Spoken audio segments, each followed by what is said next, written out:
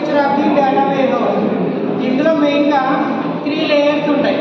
First layer వచ్చేసరికి top layer, second middle layer, next third వచ్చేసరికి bottom layer.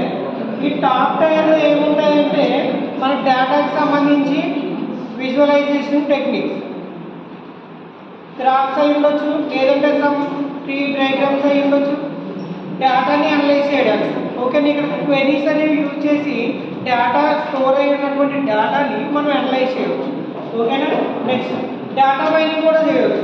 Particular ఏదైనా ఒక డేటా కావాలి అంటే ఆల్రెడీ ఇక్కడ స్టోర్ అయి ఉన్నటువంటి డేటాని మనం రీకలెక్ట్ చేయడానికి చేసే ప్రాసెస్ని డేటా మైనింగ్. ఓకేనా, నెక్స్ట్ మిడిల్ టైర్లో ఏముంటాయంటే ఓఎల్ఏపి సర్వర్. ఓఎల్ఏపి అంటే ఏం చెప్పుకున్నాం మనం, ఆన్లైన్ అనలిటికల్ ప్రాసెస్. ఇవి ఏం చేస్తాయి అంటే ఈ సర్వర్స్ డేటాని అనలైజ్ చేస్తాయి.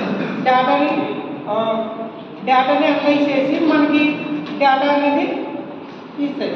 ఓకేనా, నెక్స్ట్ బాటమ్ టైర్లో మెయిన్గా డేటా వేర్ హౌస్ యొక్క సర్వర్స్ అనేవి ఉంటాయి.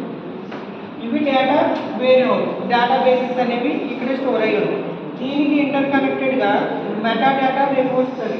ఇది ఏంటి అని అంటే మనకి డేటా స్టోర్ చేసుకోవడానికి ఎంతైతే స్పేస్ అనేది ఉందో దాన్నే మెటా డేటా రిపోజిటరీ అని అంటాం. ఓకేనా, దీన్ని మానిటర్ చేయవచ్చు. ఇక్కడ అడ్మినిస్ట్రేషన్ కూడా ఇక్కడే. ఓకేనా, డేటా వేర్ హౌస్ యొక్క బాటమ్ డయాగ్రామ్. నెక్స్ట్ దీనికి ఇంకా లింక్డ్గా డేటా మార్ట్స్ కూడా ఉంటాయి.